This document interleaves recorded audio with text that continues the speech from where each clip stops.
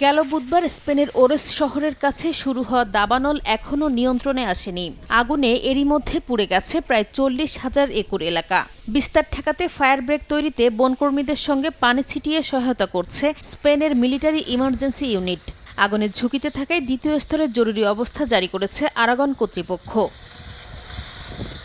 দাবানল নিয়ন্ত্রণে টানা কয়েকদিন ধরে দিনরাত কাজ করছেন দমকল কর্মী ও সামরিক সদস্যরা। এ পর্যন্ত অন্তত 5টি শহরের বাসিন্দাদের নিরাপদ স্থানে সরিয়ে নেওয়া হয়েছে। বাতাসের গতিপথ বারবার পরিবর্তনের কারণে আগুন আবারও ছড়িয়ে পড়ার আশঙ্কায় ঝুঁকিপূর্ণ এলাকায় বাড়ানো হয়েছে নজরদারি। একই সঙ্গে জরুরি প্রয়োজন ছাড়া আগুনে ক্ষতিগ্রস্ত এলাকার আশপাশে ভ্রমণ না করার আহ্বান জানিয়েছে সংশ্লিষ্ট কর্তৃপক্ষ। এদিকে কানাডার দাবানলের ঘন ধোঁয়ায় ঢেকে গেছে টরন্টোর আকাশ। শনিবার কানাডার মন্ত্রণালয় জানায় এক রাতেই নতুন করে 69টি দাবানল শনাক্ত হয়েছে। এতে দেশজুড়ে সক্রিয় দাবানলের সংখ্যা বেড়ে দাঁড়িয়েছে 955টিতে। এখন পর্যন্ত পুড়ে গেছে 28,500 বর্গ কিলোমিটারের বেশি এলাকা।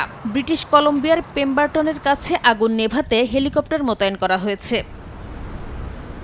কানাডার দাবানলের ধোঁয়া ছড়িয়ে পড়েছে যুক্তরাষ্ট্রের উত্তর পূর্বাঞ্চলের বিস্তীর্ণ এলাকায়। এতে নিউ ইয়র্ক সিটি থেকে ওয়াশিংটন ডিসি পর্যন্ত অনেক গুরুত্বপূর্ণ স্থাপনা ধোঁয়ার আড়ালে চলে যায়, যে কারণে দক্ষিণ অন্টারিও থেকে পেনসিলভানিয়া, নিউ জার্সি সহ বিস্তীর্ণ এলাকার বায়ুর মান অস্বাস্থ্যকর বলে সতর্কতা জারি করেছে যুক্তরাষ্ট্রের পরিবেশ সুরক্ষা সংস্থা।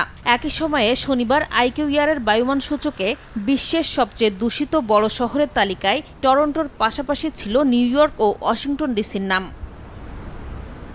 নাসরিন রুমি, সময় সংবাদ।